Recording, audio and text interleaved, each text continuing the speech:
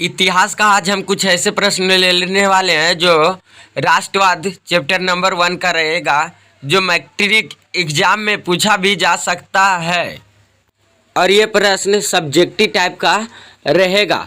आइए अब प्रश्न की तरफ बढ़ते हैं। राष्ट्रवाद क्या है? राष्ट्रवाद आधुनिक विश्व की राजनीतिक जागरूकता का प्रतिफल है।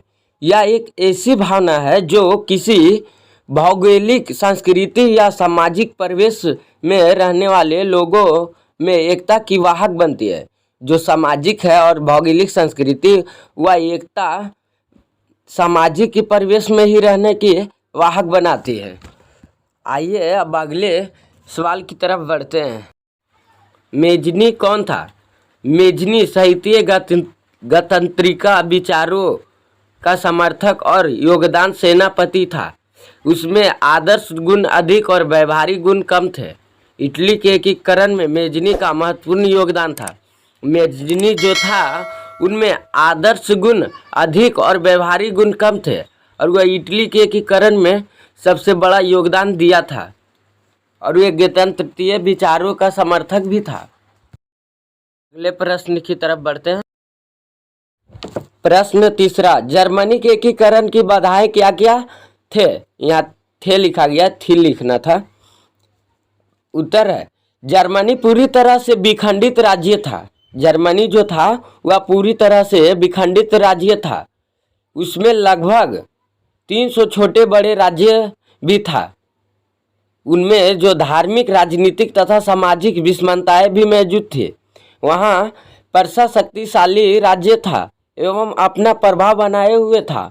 उसमें जर्मनी राष्ट्रवाद की भावना का अभाव था, जिसके कारण एकीकरण का मुद्दा उसके सक्षम नहीं था। कहने का अर्थ हो गया कि वहाँ धार्मिक, राजनीतिक तथा सामाजिक विषमताएं भी थी और वहाँ सबसे बड़ा शक्तिशाली राज्य प्रसा था। इसके कारण जर्मनी में राष्ट्रवाद की मुद्दा उठाना। आइए प्रश्न नंबर 4 की तरफ बढ़ते हैं। मेटरनिख युग क्या है? जो मेटरनिख युग है वो क्या है? तो नेपोलियन के पतन के बाद यूरोप की विजय शक्ति ऑस्ट्रिया की राजधानी वियना में 1815 ईस्वी में एकत्रित हुए।